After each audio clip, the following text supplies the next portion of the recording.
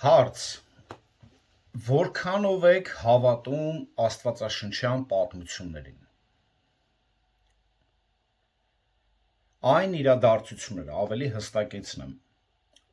որ մենք տեսնում ենք հին կտակարանում, որ Տերը հաճախակի պատժում է իր ժողովրդին,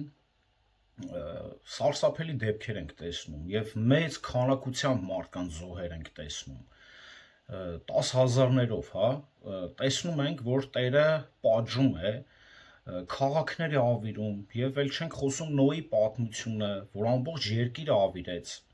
որքանով ենք հավատում այդ պատմություններին։ Արդյոք սրտով, գիտակցված ձևով իրոք հավատում ենք, որ այդ բաները եղել են։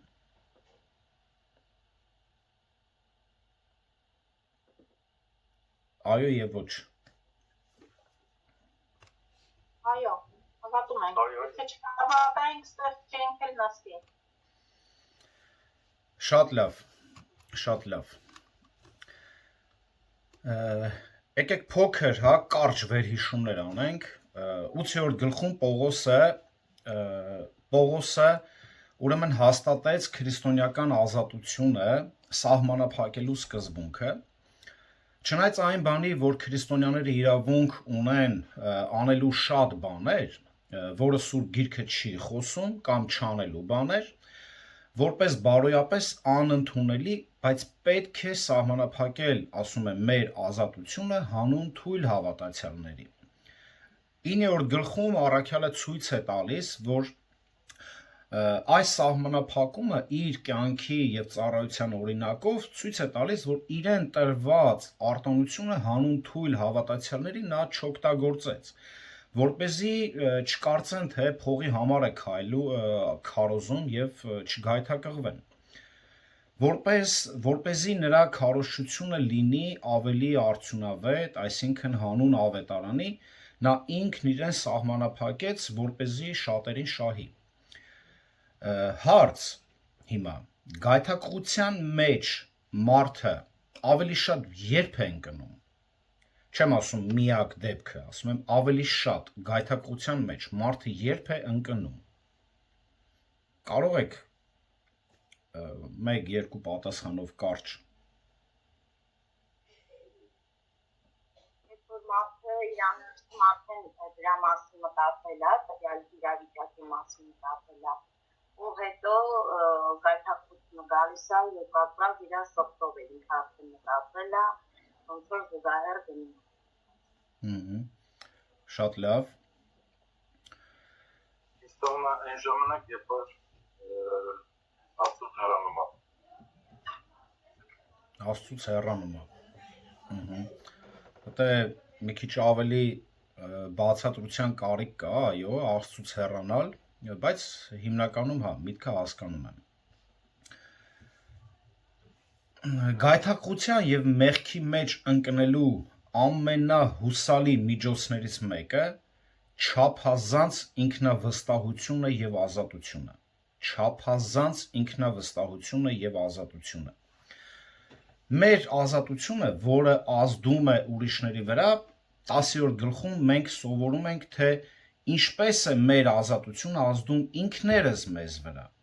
Մինչ այդ 9-րդ գլխում, այո, Պողոսը ցույց է տալիս, որ մեր ազատությունը կարող է նաև ազդի ուրիշի վրա։ Տեսակ, չէ՞, մենք քարոզն ունեցանք եւ դրա համար Պողոսը իր ազատությունը սահմանափակեց։ Հիմա 10-րդ գլխում Պողոսը ցույց է տալիս, որ մեր ազատությունը կարա մեզ վրա ազդի, որն էլ շատ ինքնավստահության արդյունք է։ 1-13 համարում Պողոսը զգուշացնում է այդ չարիքից, որ ազատության չարաշահումը կարող է մեզ զրկել Քրիստոսին արդյունավետ ծառայության կարողությունից։ Կարող է մեր ազատությունը զրկել այդ կարողությունից։ Ուրեմն այստեղ երբ որ մենք խոսում ենք 10-րդ գլխին ենք հասել, Կորինթացիների 10-րդ գլխին, պետք է խոսանք 10-ից 13 համարները, այստեղ տեքստը բաժանել եմ 3 մասի, ուրեմն 1-ից 4 համարներում Պողոսը վերհիշում է հայրերի նախնիների, հա, պատմությունը, որը նրանք շատ լավ գիտեին, որտեղ մենք ներածության մեջ մենք տեսել ենք, որ Կորինթոսում կային նաև շատ հրյաներ, եւ հավանաբար ովքեր էլ որ չգիտեին, պատմությունը վստահ լինենք, որ պատմվել է, այսինքն Կորինթոսի ժողովուրդն էլ արդեն տիրապետում էր այդ պատմությանը։ Ուրեմն երկրորդ մասը 5-ից 10 համարներում հիշեցնելով հրյաների անհնազանդությունը եւ դրանից բխած հետևանքները հորդորում է, որ նույն սխալները չկրկնենք, որ չի մնա նաեւ անպատասխան։ Նաեւ ցույց է տալիս, որ չորրորդը վտանգավոր մեղքերը, որից մենք պետք է հենց խոսենք, 4 վտանգավոր մեղքեր է ցույց տալիս։ Երրորդը 11-ից 13 համարներում ուրեմն խոսում է, որ նախ որ պատմությունից պետք է խրատվենք, հետո զգուշ լինենք, չկարծենք, թե հասել ենք հոգևոր արդեն բարձունքների, անպարտելիներ ենք, որից էլ կարող ենք ընկնել եւ շատ ուժեղ ընկնենք։ Նաեւ խոսում է այն բանի մասին, որ եթե փորձությունը գալիս է, պետք է խուճապի չմատնվենք, որովհետև Տերը փորձության հետ մեկտեղ ելքնել է տալիս։ Հիմա կորինթացիներից շատերը կարծում էին, թե հասել են կատարելության եւ արդեն վայելում էին, ոնց ասենք, երկրի վրա դրախտը, հա, վայելում էին։ Դրա համար է 4-րդ գլխում այսպես է գրում Պողոս առաքյալը. արդեն կշտացել եք, հարստացել եք, առանց մեզ եք թագավորում, երանի թե թագավորեք, մենք էլ ձեր հետ թագավորենք, բայց այդպես չէ։ Սա ուղղակի հպարտության արդյունքն էր։ Եկեք կարդանք 10-րդ գլուխ 1-ից 13 համարները։ Առաջի Կորինթացի 10-րդ գլուխ 1-ից 13։ Չեմ ուզում, որ չիմանաք եղբայրներ, թե մեր հայրերը բոլորն էլ անպիտակ են, եւ բոլորն էլ ծովի միջով անցան, եւ բոլորն էլ Մովսեսով մկրտվեցին ամպի եւ ծովի մեջ, եւ բոլորն էլ նույն կերակուրը կերան, եւ բոլորն էլ նույն հոգեվոր ըմպելիքը խմեցին, որովհետեւ խմեցին այն հոգեվոր վեմից, որ հետևում էր նրանց, եւ այդ վեմը Քրիստոսն էր։ Բայց Աստված նրանց շատերին չհավանեց, դրա համար էլ անապատում կործանվեցին։ Եվ այս ամենը օրինակ եղավ մեզ համար, որ մենք չար բաներ ցանկացողներ չլինենք, ինչպես նրանք ցանկացան։ Ոչ էլ կռապաշտ լինենք, ինչպես նրանցից ոմանք, ինչպես գրված է. ժողովուրդը նստեց ուտելու եւ խմելու եւ ելան պարելու։ Ոչ էլ պոռնկություն անենք, ինչպես նրանցից ոմանք արեցին, եւ մեկ օրում 23,000 հոգի ընկան։ Ոչ էլ Քրիստոսին փորձենք, ինչպես նրանցից ոմանք փորձեցին եւ օձերից կործանվեցին։ Ոչ էլ տրտնջանք, ինչպես նրանցից ոմանք տրտնջացին եւ կործանիչի ձեռքով կործանվեցին։ Եվ այս ամենը նրանց պատահեց որպես օրինակ եւ որպես խրատ գրեն առնված մեզ համար, որոնց վրա աշխարհի վերջը հասավ։ Ուստի ով կարծում է, թե կանգնած է, թող զգուշանա, որ վայր չընկնի։ Դուք ոչ մի այլ փորձություն չեք ենթարկվել, բացի դրանից, ինչ հատուկ է մարդուն, բայց Աստված հավատարիմ է եւ չի թողնի ձեզ, որ ձեր կարողությունից ավելի փորձվեք, այլ փորձության հետ նաեւ ազատվելու միջոց էլ կտա, որ կարողանաք այն կրել։ Ամեն։ Ամեն։ Ուրեմն այստեղ գլխավոր միտքը հետեւյալն է. Աստվածաշնչյան պատմությունները խրատ են մեզ փորձությունների ժամանակ։ Աստվածաշնչյան պատմությունները խրատ են մեզ փորձությունների ժամանակ։ Շատ կարևոր է, գիտեք, հիշում եք, հա, Սաղմոս 119-ի 11-ը, որ ասում է երիտասարդ ինչով մաքրիր ճամփան քո խոսքի համեմատ։ Այդ խոսքը մենք պիտի հիշենք եւ հետեւաբար պատմություններն էլ պետք է հիշենք, որ կարողանանք կիրառել, որպեսզի կարողանանք հանդիմանվել եւ այլն։ Ուրեմն տեսեք, Պողոս այստեղ ասում է սկզբում չեմ ուզում, որ չիմանաք, հա։ Այս արտահայտությունով կարծես թարմացնի նրանց հիշողությունը, որը կապված է իրենց հայրերի հետ, որպես իրական պատմական փաստ։ Պողոսը հորդորում է հիշել այն, ինչ պատահեց Իսրայելի հետ անապատում, եւ այդ փաստերից տալիս է որոշ մեկնաբանություն։ Բոլոր հրեաները Աբրահամի ֆիզիկական հետնորդներն էին, բոլոր հրեաները, բայց որպեսզի լինեին Աստծո զավակներ, նրանք նաև պետք է լինեին հոգևոր որդիներ։ Այսպես է գրում Հռոմեացիների նամակում Պողոսը, Հռոմեացիների 9-րդ գլուխ 6 համարը, ոչ թե որ Աստծո խոսքն անզոր է դարձել, քանի որ ոչ բոլորը, որ իսրայելացի են, իսրայելից են։ Ոչ բոլորը, նաև 8 համարը այսպես է ասում։ Այսինքն նրանք, որ մարմնի որդիներն են, Աստծո որդիներ չեն, այլ խոստման որդիներ են, սերունդ համարվում։ Նրանք չեն, այն մարդիկ, ովքեր որ իսրայելից են, դրանք չեն նշանակում, որ հենց իսրայելից են, եթե իսրայելացի են։ Սա ցույց է տալի կարճ, եթե ասենք, բոլորը, որ գալիս են եկեղեցի, հավատացյալ չեն։ Սա է հենց խոսում։ 1-4 համարերում Պողոսն ընդգծում է Իսրայելի միասնությունը որպես համայնք եւ ընդհանուր փորձը, որը նրանք ունեցան անապատով քայլելիս։ Սրանց մեջ 4 համարներում բոլոր այս բառը, որ ցույց է տալիս, այս դերանունը գործածում է 5 անգամ նշելով նրանց փորձառությունների եւ օրհնությունների ընդհանրությունը։ Նշված օրհնություններից են Եգիպտոսի ազատագրումը, Մովսեսի մկրտությունը եւ հոգեվոր կերակուրը։ Գիտենք, որ իսրայելացիները 400 տարի ստրկության տակ էին Եգիպտոսում։ Աստված հրաշքներով հատուկ կերպով ազատեց Իսրայելին Եգիպտոսի ուրեմն 10 պատուհասները գիտենք, որ ծովը բացեց։ Ուրեմն հետո նա Կարմիր ծովի ջրերը բաժանեց իսրայելացիների համար, որպեսզի նրանք անցնեն ծովի միջով ցամաքով, որից հետո նա միացրեց ջրերը, որտեղ էլ խորտակեց հենց Եգիպտոսի զորքը։ Այսպես է գրում Մովսեսը Ելից, տեսեք, 13-րդ գլուխ 21 համարում։ Եվ Տերը գնում էր նրանց առջևից, ցերեկը ամպի սյունով նրանց ճանապարհ ցույց տալու համար, իսկ գիշերը կրակի սյունով, որ նրանց լույս տա, որ ցերեկ ու գիշեր գնան։ Տերը այսքան ցույց է տալիս, որ միշտ առաջնորդել է Իսրայելին։ Այսքան չի թողել ոչ մի պարագայում Իսրայելի ժողովրդին, անգամ երբ որ նրանք ստրկության մեջ էին, այնպես չէր, որ Տերը նրանց մասին մոռացել էր, չէր հիշում եւ այլն։ Ոչ։ Ելքը, ուրեմն ելիցը, հա, այս դուրս գալը չի նշանակում Իսրայելի ժողովրդի հոգևոր փրկություն։ Մարդիկ միշտ են փրկություն ստացել միայն Աստծո հանդեպ անձնական հավատքով, միշտ բոլոր դարերում, այսինքն օրենքը երբեք չի փրկել մարդուն։ Շատ իսրայելացիներ անկեղծորեն հավատում էին Աստծուն, երբ նրանք Եգիպտոսում էին, եւ նրանցից շատերը հավանաբար հավատի են եկել անապատում իրենց հենց այդ թափառումների ժամանակ, հա, երբ որ թափառում էին։ Բայց Իսրայելը երբեք չի փրկվել որպես հոգևոր ազգ, երբեք, սա պետք է հիշենք։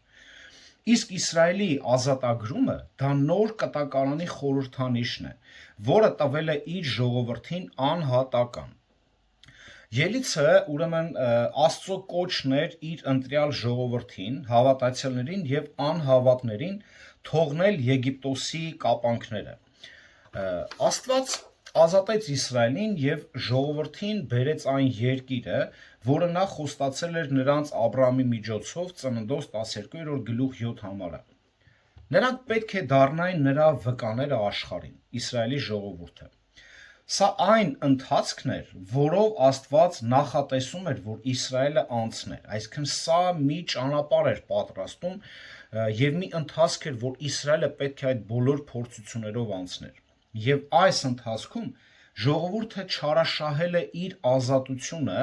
եւ հայտնվել անարժան կռապաշտության, պոռնկության եւ անհնազանդության մեջ ընկնելով։ Եվ Պողոսը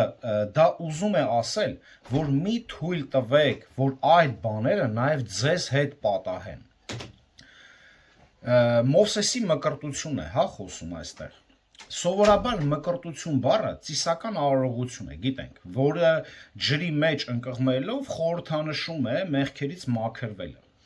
Շատ քրիստոնյաներ, ուրեմն գիտենք, որ տակնու վրա են արել այս խորհրդանիշը, շատերը համարում են, որ իրոք մեղքերից մաքրվում են,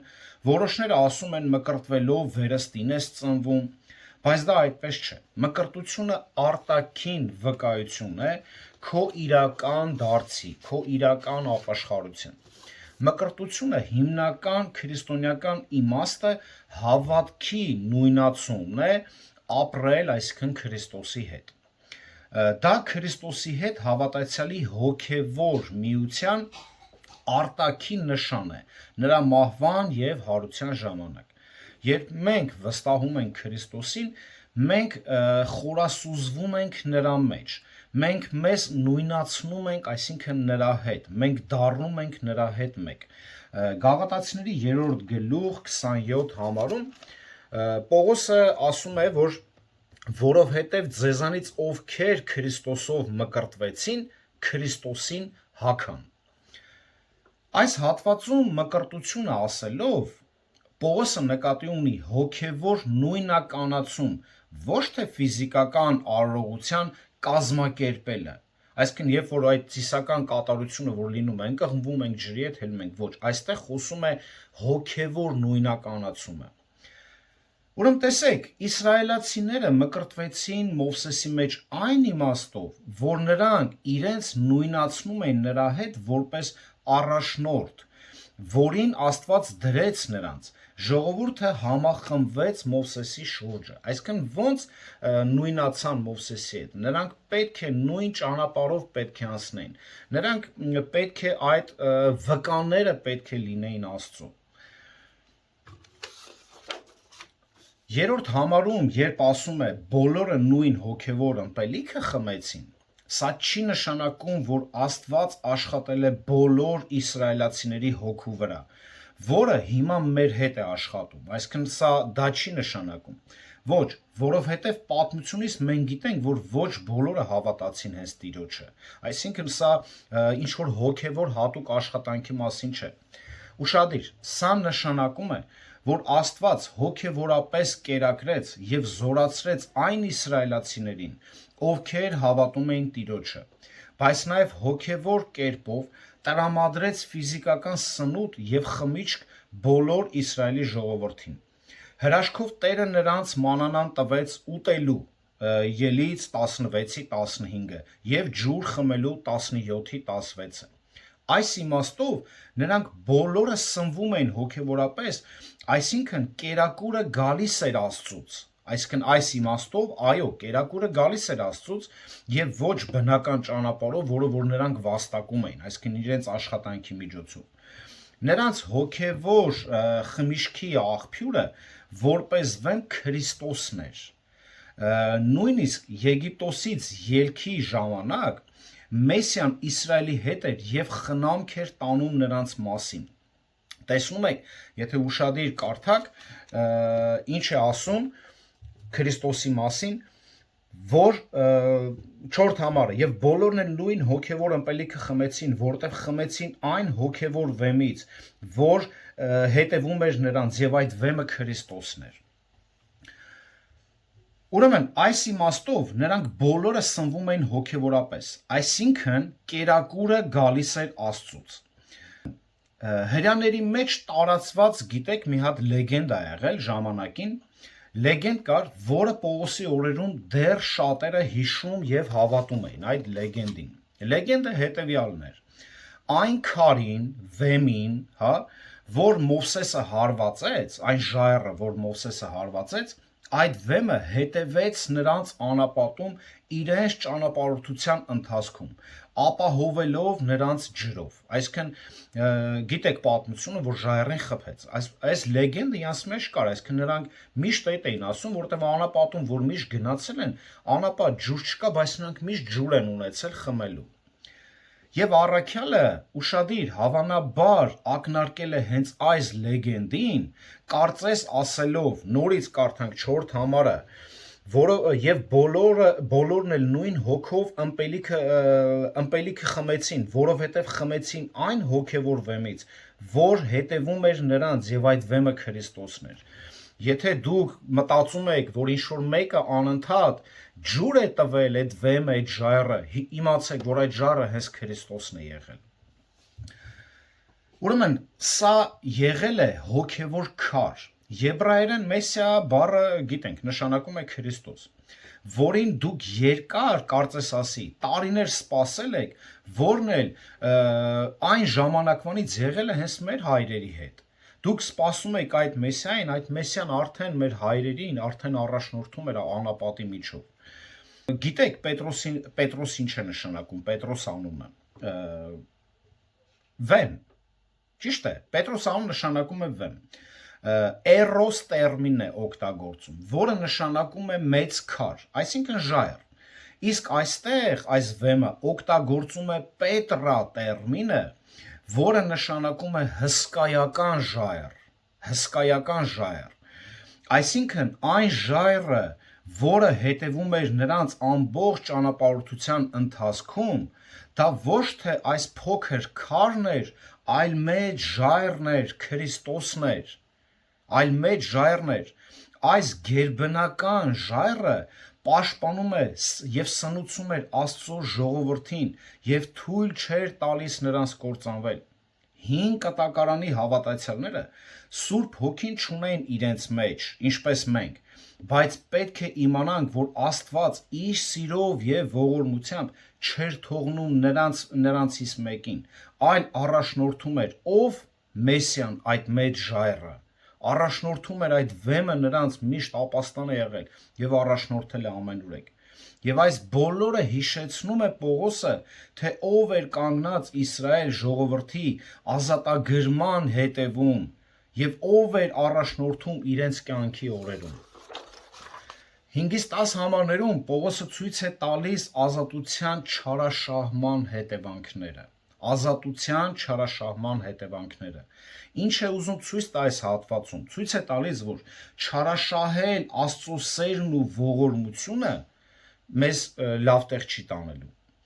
Ամբողջ Իսրայելը մասնակցեց ազատագրմանը, մկրտությանը, Տիրոջ օրհնությանը, ուտելով եւ խմելով, բայց նրանցից ոչ շատերը արժանացան Աստծո բարեհաճությանը։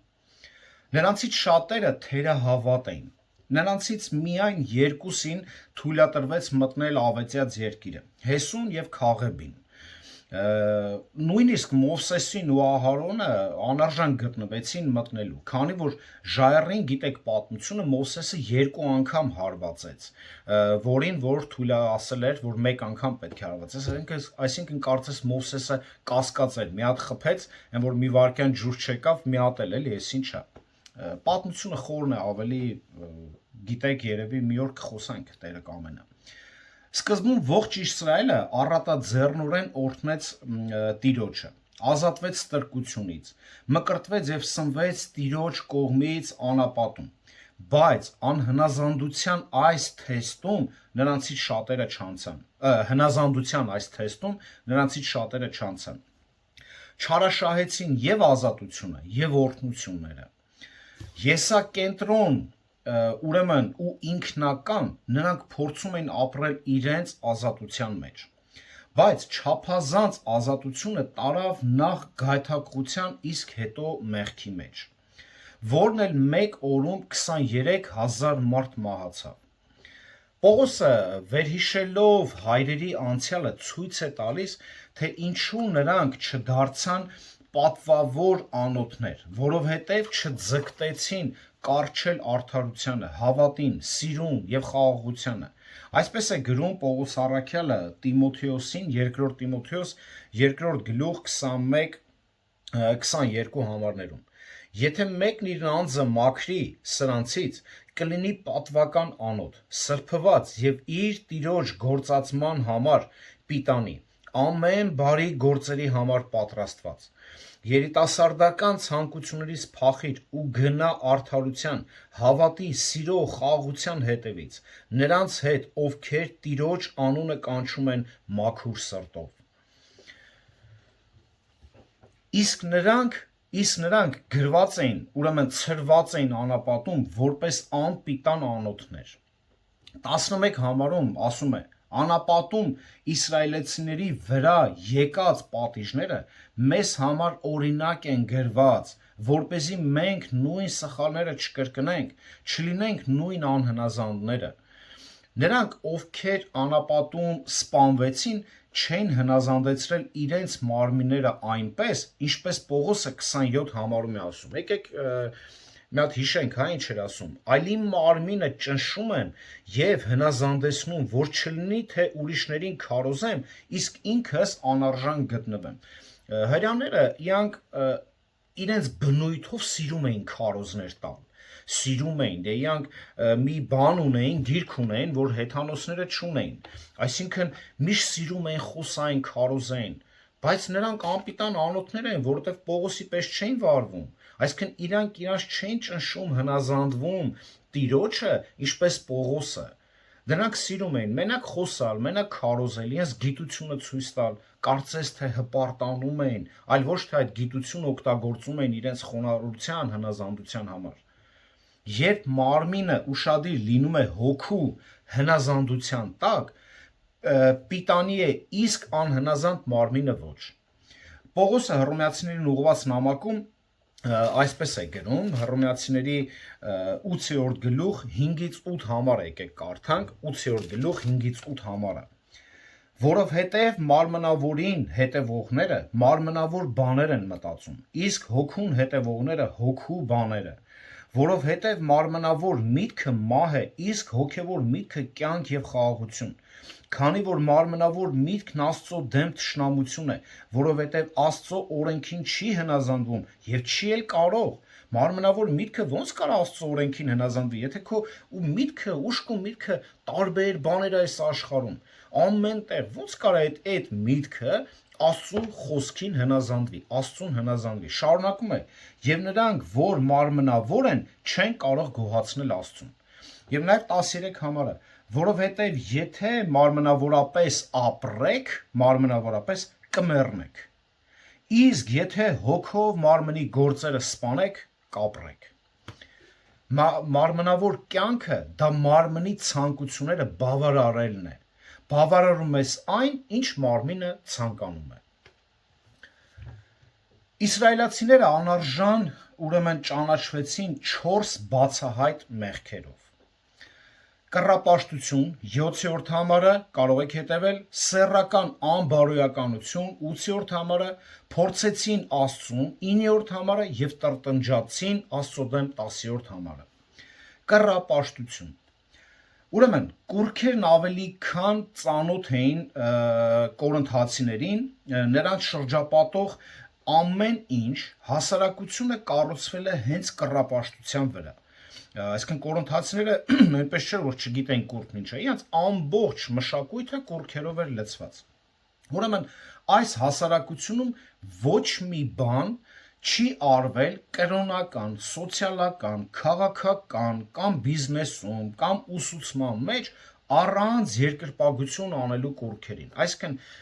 ինչ որ անում են, նրանք պարտադիր պետք է իրենց երկրպագություն անեն իրենց կուրքերին, նոր այդ աշխատանքին անցնեն եւ այլն։ Ամեն ինչից առաջ նախ երկրպագում էին, ծիսական արարողություններ էին անում, զոհեր էին մատուցում եւ հետո նոր անցնում էին գործերի։ Կորինթոսի քրիստոնյաներից շատերը չափից շատ հենվելով իրենց բարոյականության վրա եւ հոգեվոր ուժի վրա սկսեցին անհոգ լինել։ Սկսեցին մտածել նրանց ծիսական արարողությունների մասին, մտերմիկ հարաբերություններ հաստատեցին հեթանոսների հետ, կռապաշտների հետ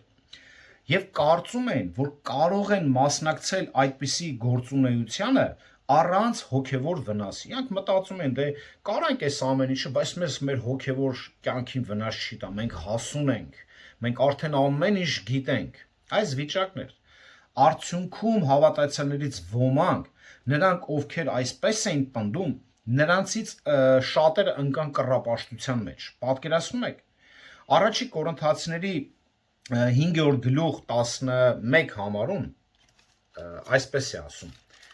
5-րդ գլուխ 11 համարը։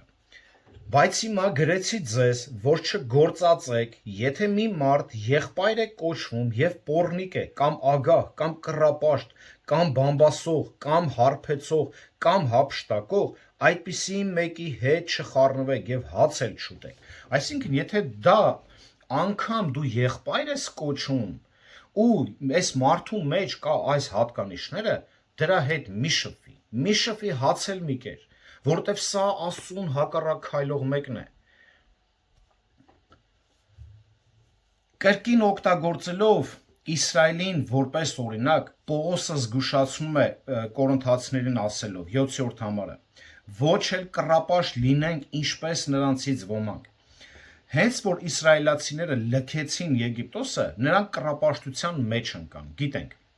Չկային հեթանոս քահանաներ, գնացել էին, չէ՞, այսինքն Եգիպտոսից դուրս եկան։ Չկան հեթանոս քահանաներ, տաճարներ, կուռքեր, որոնք կարող են գայթակղել նրանց, բայց նրանք կարողացան ստեղծել իրենց կուռքերը եւ իմպրովիզացնել իրենց սեփական կրոնական արարողությունները։ Օ մարդ, ինչ չար է քո սիրտը։ Քեզ հանեց այդ երկրից, ամեն հրաշքներ արեց, որ պատմության մեջ այդպիսի բան առաջի անգամ գրվեց, լսվեց, տեսավ, որ ծովը մեջտեղից բացի քեզ ազատելու համար ու դու դրանից հետո գնացիր սկսիր կռապաշտություն անել։ Ելից 32-րդ գլխում մի ամոթալի պատմություն է գրված։ Երբ Մովսեսը բարձրացել էր Սինա լեռը, ստանալու Աստծո պատվիրանների, ուրեմն տախտակների վրա, ժողովուրդը սպասելով նրա վերադարձին կորցնում է իր համբերությունը եւ համոզեցին Ահարոնին, որ հորթը սարքի, որպեսզի պաշտեն։ Նրանք հորթին դիմում էին ուշադիր դիմում էին որպես Աստված, որ նրանց Եգիպտոսից դուրս բերեց։ Ելից 32-րդ գլուխ 4-րդ համարը, տեսեք ինչ է ասում։ Ելից 32-ի 4-ը։ Եվ նա դրանք Ահարոնը, հա, եւ նա դրանք նրանց ձեռքերից վերցնելով կաղապուրի մեջ ձևավորեց եւ դրանից մի ոսկե հորթ ձուլեց եւ ասացին ժողովուրդը սրանք են քո աստվածները ով Իսրայել որ քեզ Եգիպտոսի երկրից դուրս հանեց։ Սա է մարդկության տեսակը։ Աստված ինչ հրաշքով հանել է ու մարդու պատասխանը ուղված ում իր ձեռքի սարքածին։ Ահարոնը նույնիսկ նույն զոհաբերությունները բերեց հորթին, ողջակեզներ եւ խաղաղության զոհեր, որոնք ավանդաբար մատուցվում էին հենց Աստծուն։ Այսինքն այն ինչը որ մատուցվում էր Աստծուն, անում էին հիմա կուռքերին։ Գիտեք, երբ մարդը ապրում է որևէ շրջապատում, նմանվում է նրանց, ձեռք է բերում նոր բնավորություններ, նոր մտածելակերպ եւ այլն, այսինքն այն մտածելակերպը, այն պահվածքը, այն գաղափարները, մոտեցումները, վարքագիծը, որ շրջապատում որ ապրում է։ Անկամ ծնող եւ երեխա հարաբերության մեջ կա, չէ՞, որ մեկը մի հատ երեխա վատ բան անում, ասում է ինչ հա տեսել, որ ինչ էլ սովորի։ Հիմա հрьяաներն են, ինչ են տեսել, որ ինչ էլ սովորեն։ Եգիպտոսում 400 տարի ապրել են։ 7-րդ համարը Պողոսը մեջ բերում է անում Ելից 32-ի 6-ից։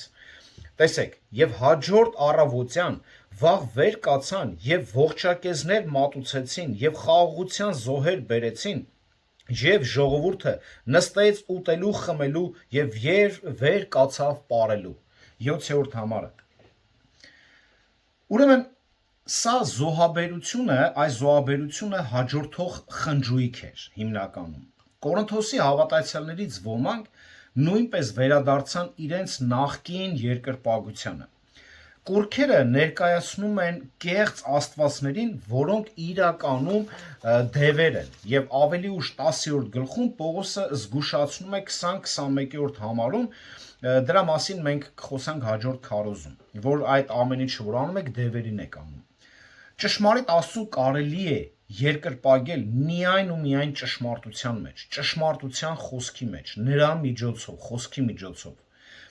Երբ քրիստոնյաները Աստծուց բացի որևէ մեկի երկրպագում են, դա կռապաշտություն է։ Կլինի Մարիամ Աստվածածին, սրբեր, սրբապատկերներ, խաչքարեր, հրեշտակներ, մասունքներ, այս բոլորը կռապաշտություն են, որը որ այսօր մեր առաքելական եկեղեցին իրանց կյանքն է, իրանց առօրյան է դա։ Ինչքան էլ որ ասեն, մենք չենք պաշտում, հարգում ենք, դուք կռապաշտությունով եք ապրում եւ ժողովրդի մեջ կռապաշտություն եք տարածում։ Այս սովորությունները կեղծ պաշտամունք են եւ խստիվ արգելված են Սուրբ գրքում։ Առաջին պատվիրանը, որ Աստված տրվեց Մովսեսին, հետեւյալն էր. Ինձանից բացի ուրիշ աստվածներ չունենաս։ Ելից 20-րդ գլուխ 3 համարը։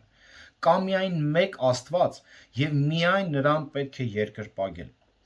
Չորրորդ բացահայտ մեղքը, որի մասին Պողոս առաքյալը ուրեմն նախազգուշացնում էր, դա տրտնջալն էր։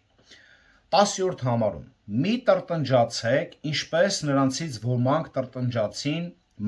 եւ մահացան կործանիչի ձեռքով։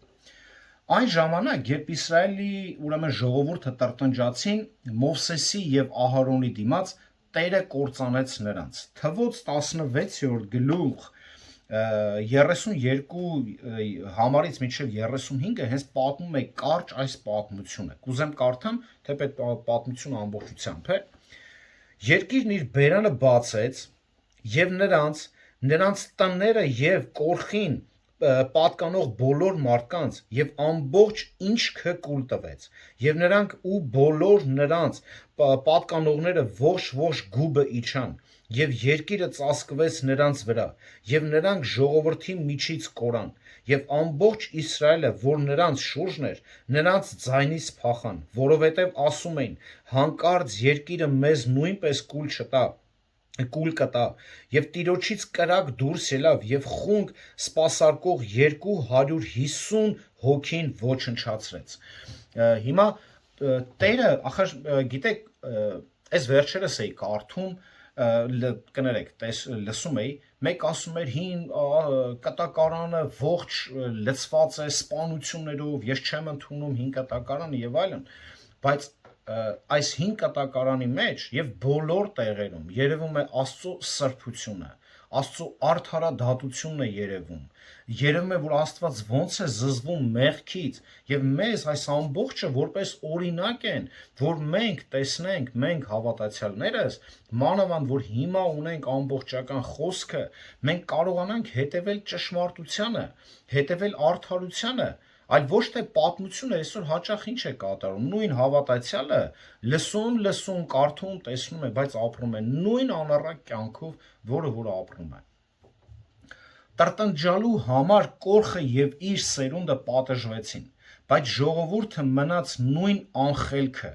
եւ անմիջապես հաջորդ օրը տրտնջաց ասելով 41 համարը կարդանք։ Հենց այս պատմության հաջորդ օրը տեսեք ինչ է լինում։ Սակայն հաջորդ օրը Իսրայելի որդիների ամբողջ ժողովքը Մովսեսի դեմ եւ Ահարոնի դեմ տրտնջացին ասելով. Դուք սպանեցիք Տիրոջ ժողովրդին, նորից տրտնջում են։ Այսինքն մենք տեսնում ենք նորից տրտնջալ ժողովուրդ, այս պատմությունները թող դառնան, իրոք այս քարոզը դառնա մեզ միշտ հիշելու համար մի լավ ինչ-որ մի պատգամ, որ հիշենք, որ այն ինչ որ մենք այսօր տեսնում եւ սովորում ենք, լսում եւ կարդում ենք, կարողանանք վաղը կիրառել, ոչ թե վաղը այս ժողովրդի պես հելենք նորից տրտնջանք կամ հելենք նորից նույն կյանքը ապրենք։ Աստված այնքան բարկացավ նրանց վրա, որ իսկույն պատիժ ուղարկեց նրանց այս անգամ տրտնջալուց հետո, որից հետո 14700 մարդ մահացավ այս պատմության մեջ։ Տրտնջալը դա դժգոհություն է Աստծո գերիշխան կամքի դեմ։ Տրտնջալը ցույց է տալիս, որ մարդը համաձայն չէ նրա որոշումներին, պատվիրաններին, արգելքներին։ Երբ Աստծո ժողովուրդը կասկածում է կամ բողոքում է, դրանով իսկ վիճարկում է Աստծո իմաստությունը, ողորմությունը, բարությունը, նրա սերը եւ արդարությունը։ Մենք պետք է գոհ լինենք ոչ միայն հանուն սեփական բարեկեցության համար, այլև Աստծո պատվի ու նրա փառքի համար։ Փնթփնթալը անպատվում է մեր երկնային Հորը, բայց գոհունակությունը փառավորում է նրան։ Մեր օրերում էլ հաճախ հավատացյալները տրտնջում են ասելով, որի ականատեսն եմ եղել ես մի ուղղության վրա ցույց կտամ, բայց դուք կարող եք շատ ավելացնել։ Եկեղեցի գնա, գիրք կարդա, աղոթք արա, ընծաները տու, տիրոջ գործի համար ծառայիր, ներիր, սիրիր, պատվիրանը պահիր, աշխարհիկների հետ սերտ հարաբերություններ մի ունեցիր։ Էլ ինչ անեմ։ Ին վրա այդպես մունատ գալացող եկել։ Էլ ինչ անեմ։ Հասկանում եք։ Շատերը չեն ուրեմն հարմարվում այն կարգավիճակից, որում գտնվում են եւ միշտ դժգոհում են, նաեւ այդ վիճակը կա, որ այսօր մենք արանք ունենանք մի վիճակ, չէ, էլ ավելին ցանկանանք, շատ ուզենք, սա ցույց է տալիս մեր աշխարհիկ հին մարմնական ագահությունը, դրա համար պետք է այս ամեն ինչը մի հատ տեսնենք Պողոսի աչքերով ինքը ինչ էր ասում։ Փիլիպեցիների 4:11-ում ասում է. Ես սովորել եմ գոհ լինել նրանով, ինչ ունեմ։ Իմ ամեն կարգավիճակի մեջ ես գոհ եմ։ Պողոս այսպես էր ապրում։ Դրա համար նա Աստծո ձեռքերում իրոք ընտիր անոթ էր։ Եվ խորհուրդ տվեց կորինթացիներին սովորել նույն բանը, որպեսզի չտառապեն Աստծո պատժից։ Այս բոլոր օրինակները Պողոսը բերեց ինչու, կարդանք 11 համարը։ Եվ այս ամենը նրանց պատահեց որպես օրինակ եւ որպես խրատ գրի են առնված մեզ համար, որոնց վրա աշխարհի վերջ հասավ։ Ինչի համար օրինակ բերեց, որպես խրատ մեզ համար, այն փորձությունները, որ անցել է այս ժողովուրդը, դա խրատ է մեզ համար, որտեւ այս ժողովուրդը չհասկացավ մի կարևոր բան, որն էլ որ մեր հենց վերնագիրն էր, որ փորձության մեջ, ախր Աստված քեզ առաջնորդելու է, եթե կա փորձություն, ուրեմն իմացիր քեզ առաջնորդելու է։ Հիմա Իսրայելը չխրատվեց, Իսրայելը չհասկացավ, Իսրայելը չընդունեց։ Մենք պետք է վստահություն ունենանք։ Եթե մեր կյանքի մեջ փորձառություն է գալիս, մենք պիտի մի բան իմանանք։ Խրատվենք պատմությունից եւ ամենակարևոր իմանանք, որ Տերը մեզ հետ է, Տերը մեզ չի թողում։ Նա ելքել է տալու, նա առաջնորդելու է մեզի։ Ոնց կարա Տերը չար բանով է փորձում։ Ոչ։ Անհնազանդ իսրայելացիների նկատմամբ կիրառված ուրեմն պատիժներն էին ոչ միայն հրյա հավատացյալների համար, այլ բոլոր հավատացյալների համար անկախ դարաշրջանից։ Ավելին, դրանք մեզ տրվեցին որպես հիշեցում մեր շահի համար։ Սա մեր շահի համար տրված հիշեցումը։ Նուտեզիա այս բառը նշանակում է հորդոր եւ կրում է իր մեջ լրացուցիչ զգուշություն։ Սա այն խորհուրդն է, որ տրվում է համոզել անձին փոխել իր վարքը, միտքը լույսի ներքո, աստվածաշնչյան լույսի ներքո, փոխիր քո միտքը, մտածելակերպը փոխիր։ Մենք ապրում ենք մի ժամանակներում, որը էապես տարբերվում է Մովսեսի ժամանակներից, բայց նրանց պատմությունից մենք կարող ենք արժեքավոր դասեր քաղել այդտեղից։ Նրանց նման մենք նույնպես կարող ենք կորցնել օրհնությունները, պարգևները, արդյունավետությունները Տիրոջը ծառայելու համար։ Եթե մեծամտության եւ ավելորդ ինքնավստահության պատճառով շատ հեռու չգնանք։ Մենք կարող ենք կորցնել ինքնավստահությունը, մեծամտությունը, այս ամենը ժորդ մեզ հեռու է տանելու։ Ինչքան մարդ գիտեք, ինչքան մարդու հետ ենք թե օնլայն միացել, հպարտանում են, գիտեն, են, պարգևներ ունենք, այն ունենք, սա կարող է իրանց տապալել գետնին։ Ազատության չարաշահումը տանում է անհնազանդության, որն էլ գցում է հենց մեղքի մեջ։ Ճշմարիտ հավատացյալը չի կորցնում փրկությունը, ճշմարիտ, բայց կարող է կորցնել Տիրոջը ծառայելու հնարավորությունը եւ այս կյանքի ընթացքը, որը Տերը պարգևել է, այո, կարող է նաեւ այս կյանքի ընթացքը Տերը կորցնել, թույլ տալ, որ կորցնես։ Ցանկացած հավատացյալ, հատկապես երբ ինքնավստահ է դառնում իր մեջ, քրիստոնեական կյանքի մեջ պետք է զգուշ լինի, որ չընկնի։ Պողոսը հենց առակած գրքից մի մնայուն սկզբունք է արտահայտում ասելով։ Եկեք կարդանք առակած գիրքը, հա։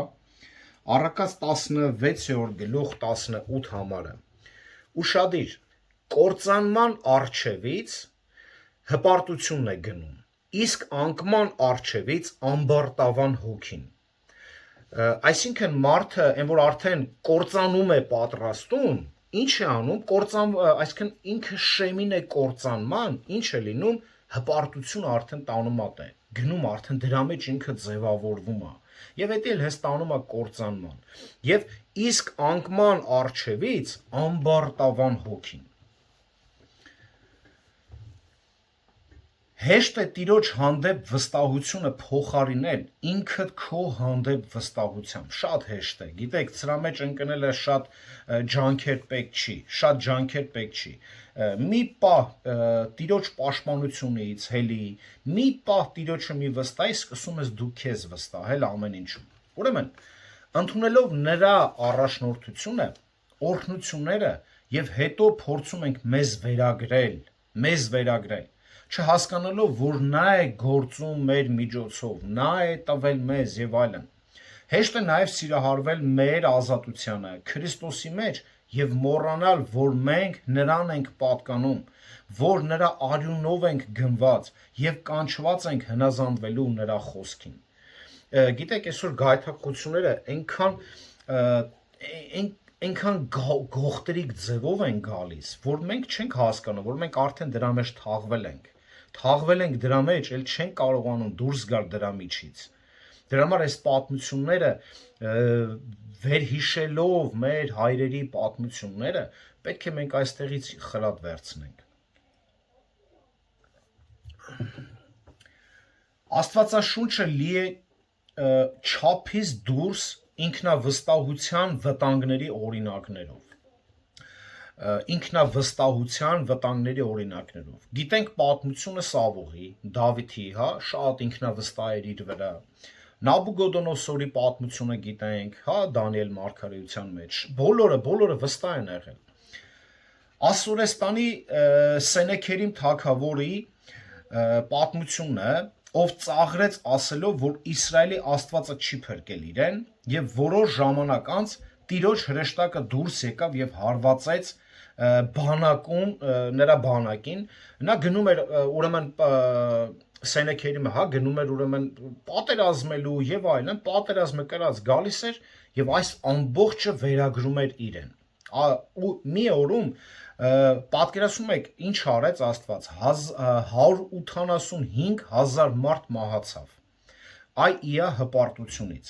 Մի քանի տարի հետո նրա որդիները մահացան։ Հետո էլ թագավորությունը ձեռքից վերցրեց Աստված։ Ահա թե ինչ է հպարտությունը, ահա թե ինչ է Աստծո կատարած գործը քեզ վերագրելը։ Եթե մենք էլ այսօր մի շնոր ունենք, ինչ որ մի բան անում ենք, ամենքս մեր գործի մեջ, մեր վարպետության մեջ, մեր կարողության, հնարավորության մեջ, մենք պետք է իմանանք, դա ինձանից չի։ Դա Աստված է տվել։ Ինձ տվել է այս բանը, որ ես անեմ։ Այն մեկին այն մի բան է տվել։ Անկամ իմ արհեստը դա ինձանից չի։ Դա Տիրոջ շնորհքն է, որ ես կարողանում եմ, Տիրոջ պարգևն է, որ դրա միջոցով ես հաց վաստակեմ։ Դրա համար այսօր ամեն ինչ վերագրել մեզ, ես արեցի, ես եմ կարողանում, այդպիսի մարդիկ, հավատացում եմ ձեզ, իրանք Աստծո հետ չունեն այդ հարաբերությունը, աղոթքի կյանք չունեն։ Դրա համար երբ որ մենք գիտակցում ենք, որ ամեն ինչ նրանից է, նրանով եւ նրա փառքի համար, մենք մեր աղոթքի կյանքը կունենանք ամեն ինչ խնդրելով նրանից ու իր կամքի համաձայն, այլ ոչ թե մեր շահի։ Պետրոսն էլ իրեն շատ ուժեղ էր համարում։ Հիշում եք, ինչ ասաց Պետրոսը. պատրաստ եմ քեզ հետ բան գնալու, քո համար մահանալու, պատրաստ եմ կյանքս քո համար տալու, բայց Հիսուսը ինչ ասեց։ Պետրոս ակաղաղ առավոտյան դեռ չկանչած 3 անգամ կուրանա սնձի։ Հպարտությունը երբեք լավ տեղ չի տանում։ Անգամ Աստծո սիրելի Պետրոսը, որ Պետրոսի թղթերով կերակը ինչ ձև ենք կերակրվում, մի ողջ աստվածաբանություն կա, չգիտեմ ամեն ինչ, բայց այդ նման Պետրոսը անգամ երբ որ հպարտացավ, Տեսակ ինչ եղավ, Տերը թույլ տվեց, որ Պետրոս ընենց ընկնես, որ ասում է քիթը տրորվի, որ հասկանաս, որ դու առանց ինձ չես կարա, Պետրոս։ Սարդիկեի եկեղեցին էլ էր հպարտացել իր գործերով, բայց Տերը ասաց, որ քո գործերը ուղակի մեռած են։ Լաոդիկեի եկեղեցին հպարտացել էր եւ իրեն համարում էր հարուստ, բարգավաճած, բայց Տերը ասաց նրան, որ իրականում նրանք դժբախտ են, սոված, թշվառ, աղքատ, կույր եւ մերկ են։ Հայտնություն 3:17-ը։ Քրիստոնյաները, ովքեր դառնում են ինքնավստահ, սկսում են ավելի քիչ ապավինել Աստծո խոսքին եւ Աստծո հոգուն եւ դառնում են անհոգ իրենց կյանքում։ Որքան նրանք ինքնագոհ են, այնքան ավելի բաց են գայթակղության համար։ Ինչքան այո ինքնագոհ ես, դու քեզանից, ասենց լավ կշտացած, դու ես եմ, դու բաց ես, ավելի թիրախավորված ես սատանայի կողմից, ավելի բաց ես այդ մեղքի դեմ։ Երբ մենք զգում ենք, թե հոգևորապես ավելի ուժեղ ենք, լավ հոգևոր կյանք ենք ապրում, սովորելու մեջ ենք ուժեղ եւ այլն, այդ ժամանակ ավելի քան զգուշ պետք է լինենք, քան երբևէ։ Ինքնավստահության եւ հպարտության դեմ խիստ զգուշացումից հետո Պողոսը քաջալերում է կորինթացիներին, վստահեցնելով նրանց, որ Աստված կօգնի նրանց գայթակղության ժամանակ։ Նախ առաքյալը վստահեցնում է, որ մեզ որպես օրինակ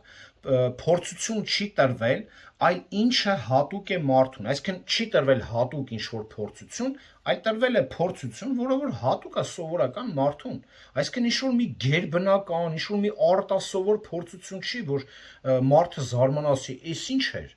էս ոնց եղավ, այսինքն փորձությունը միշտ մարդուն փորձություն, այսինքն այն բան է, որ կարա մարդը դրա միջով անցնի, այսինքն այնպիսի բան չի, որ գերբնական է, մենք դրա տակից չկարնանք ելնենք։ Կխնդրեմ ուշադիր լինեք։ Պողոսի նամակում այսքանը կարդալով կորինթացիները հավանաբար շատ շփոթված էին։ Ինչպես կարող ենք խուսափել բոլոր այն ծուղակներից, որոնք Պողոսը հենց նոր նկարագրեց։ Ինչպես կարող ենք զերծ մնալ նման չար ցանկություններից։ Ինչպես կարող ենք զերծ մնալ նման կռապաշտությունից, որը հոգով ուրեմն չընկնենք դրա մեջ։ Ինչպես կարող ենք արդար կյանքով ապրել, երբ հասարակությունը մեր շուրջ անարդար է ապրում։ Եվ ինչպես զերծ մնալ տրտնջալուց, ինչպես։ Ուշադիր, Պողոսը բացատրում է, որ քրիստոնյան միշտ պետք է իմանա,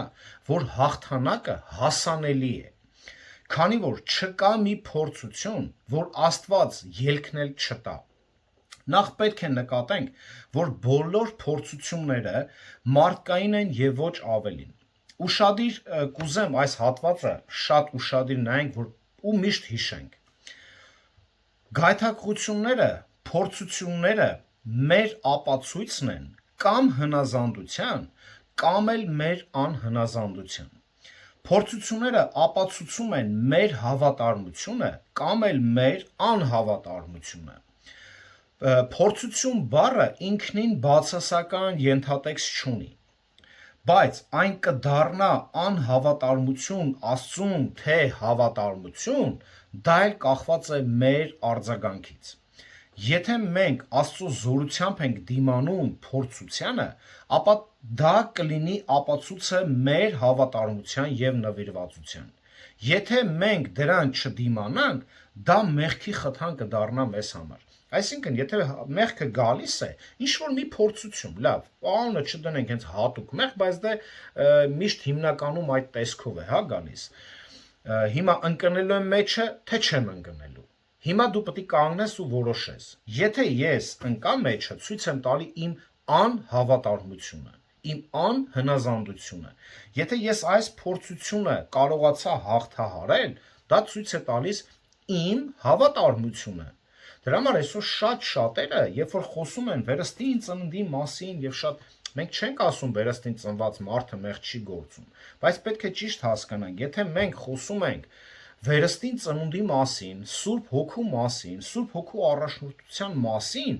եւ ամեն մեղք, որ գալիս է հեշտությամբ ընկնում ենք մեջը, եղբայր, մի րոպե, դա այդպես չի, դու սխալ ես հասկացել Աստվածաշունչը, սխալ ես հասկացել վերստին ծնունդը։ Դա այն չէ, որ մենք հավատում ենք ինչ-որ sense պատմություններ ա եղել, դա դրա մասին չի։ Դե եթե դու այս պատմություններից դու նորից խրատ չես առնում, դու կարժանանաս Իսրայելի նույն ժողովրդի բախտին, այսինքն ինչ պատահեց դրանց հետ։ Դե եթե մենք հիմա փորձությունն եկել է, ստեղ ես պիտի ցույց տամ իմ հավատքը, իմ նվիրվածությունը Քրիստոսին, ցույց տամ, որ ես ընդունում եմ, գնահատում եմ այն արյունը, որ թափիր իմ համար։ Ես ուզում եմ նմանվեմ քեզ, ուզում եմ քո սուրբ կյանք ապրեմ։ Դե ուզում ես փորձությունն եկել, ապացուցի քո հավատքը, քո հավատարմությունը։ Աստծո փորձությունները երբեք չարիքի դրդապատճառ չեն։ Եվ Հակոբոսը շատ մարդիկ կային, հա, որ այդ բաներ ասում են, բայց փորձությունն եկա, բա ուրա Տերը եւ այլն։ Հենց այդպիսի մարդկանց բերանը փակում է Հակոբոսը։ Հակոբոս 1:13-ը։ Չլինի թե որևէ մեկը փորձության մեջ գտնվելով ասի Աստծո կողմից եմ փորձվում, քանի որ Աստված չարով չի փորձում, ոչ էլ ինքն է որևէ մեկին փորձում։ Չար բառը բանալին է,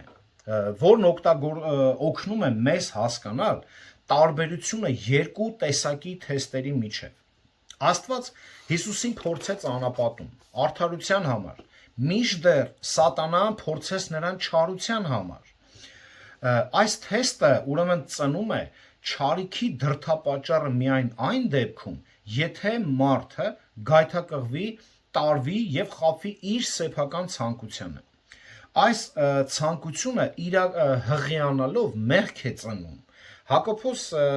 կարդանք նաեւ 14-15 համարը։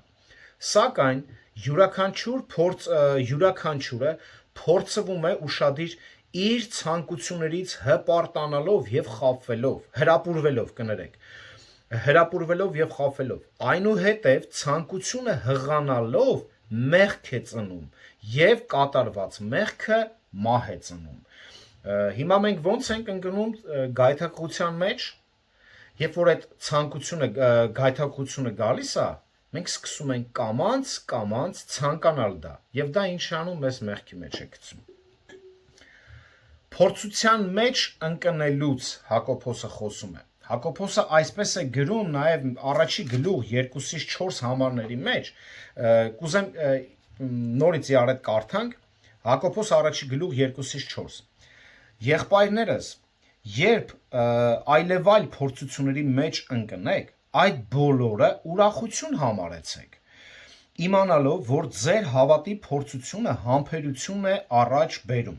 Սակայն համբերությունը թող կատարյալ արդյունք ունենա, որպեսզի կատարյալ եւ ամբողջական լինեք եւ ոչ մի բանի պակասություն չունենաք։ Տեսնում եք, նաեւ լավ 12-ը մի հատ է կարդամ։ Երանի է այն մարդը, որ դիմանում է փորձություններին, քանի որ եթե փորձվելուց հետո ընտիր համարվի,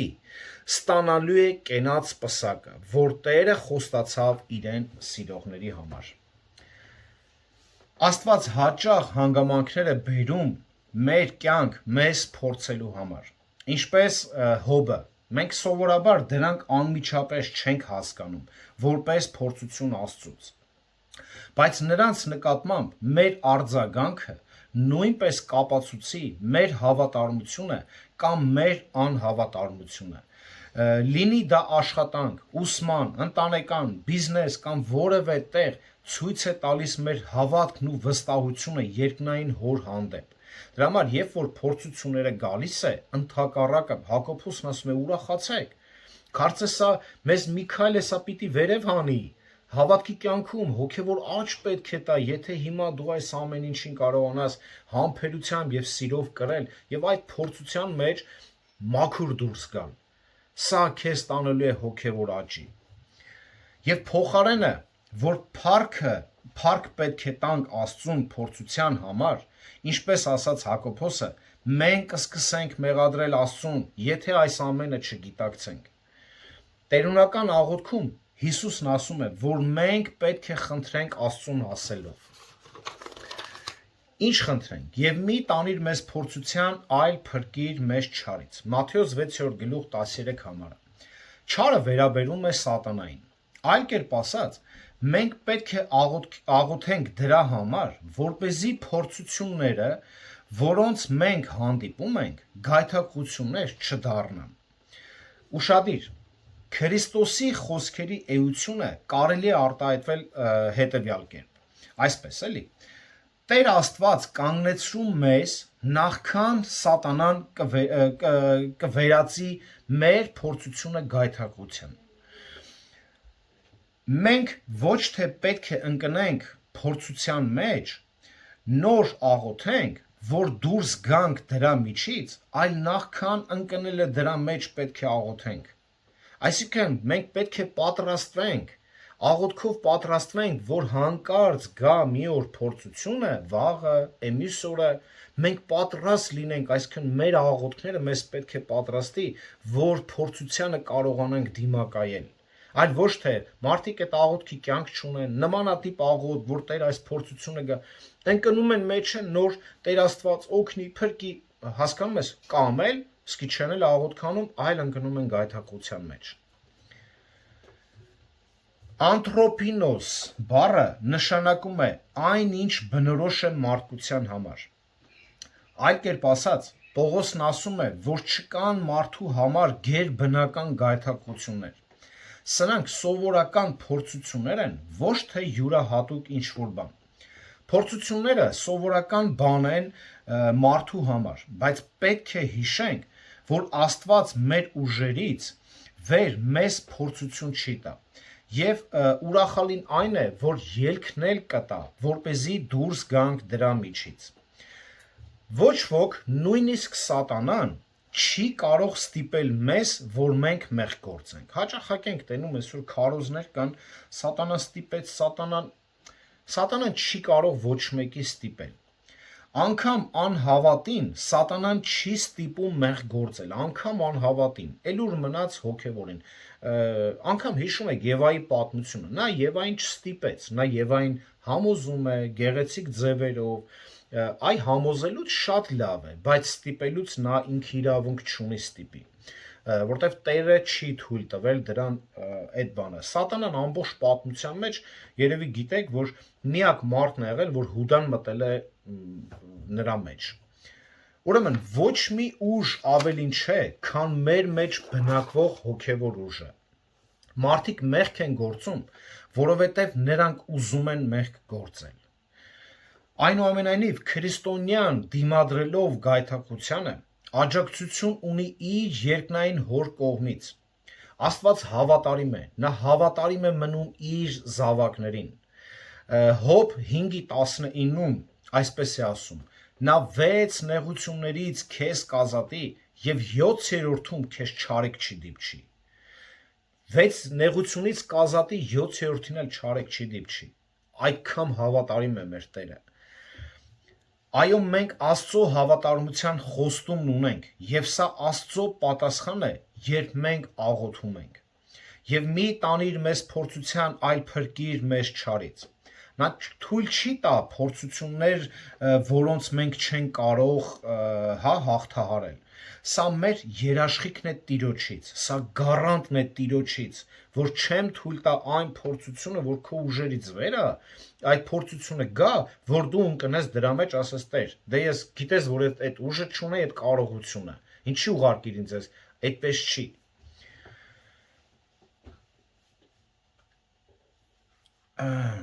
Արթուն եղեք եւ աղոթք արեք, որպեսզի փորձության մեջ չընկնեք։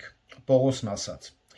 Հիսուսն ասաց իր աշակերտներին Մարկոս 14:38։ Եթե չաղոթենք, կարող ենք վստահ լինել, որ փորձությունը կվերածվի գայթակղությանը։ Մեր առաջին պաշտպանությունն այն է, երբ մենք ընկնում ենք գայթակղության մեջ, դժբախտության մեջ,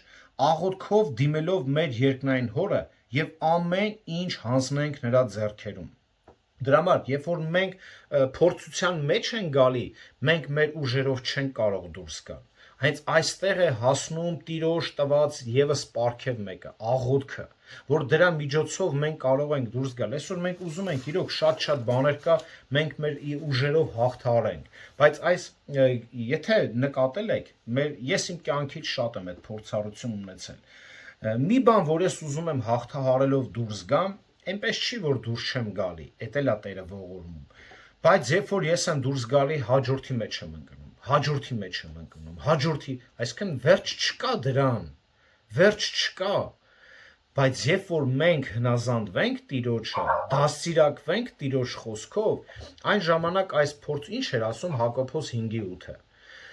Դիմադրեցեք սատանային եւ նա ձեզանից կփախչի։ Բայց եթե մենք այս դիմադրողականությունը չունենք, մենք հաճախակի կընկնենք դրա մեջ, այնքան մինչև սովորենք։ Երկրորդ, մենք պետք է վստահենք նրան։ Երբ մենք աղոթում ենք, մենք պետք է աղոթենք հավատքով, որ Տերը կպատասխանի եւ կօգնի մեզ։ Բացի այդ, մենք հավատում ենք, որ անկախ նրանից, թե ումից է եկել այս փորձությունը, Աստված թույլ է տվել, որ այն կատարվի, ինչու փորձելով մեր հավատարմությունը։ Սա նաև քեզ կօգնի, որ փորձառության ժամանակ հիշես, որ Աստված է թույլ տվել, որ հիմա պետք է ցույց տաս իրեն քո հավատարմությունը։ Աստծո մոտ նրա զավակներին վերաբերող ամեն ինչում կա նպատակ։ Եվ երբ մենք փորձության ենք ենթարկվում կամ գայթակղության, մենք պետք է ուրախությամբ տանենք այն նրա ուժով, նրա փառքի եւ մեր հոգեվոր աճի համար։ Երկրորդ, մենք պետք է կենտրոնանանք մեր Տեր ու Փրկիչ Հիսուս Քրիստոսի վրա։ Եկեք կարդամ վերջի համարը Եբրայեցիների նամակում ուրեմն 12-րդ գլուխ 3-ից 4 համարները։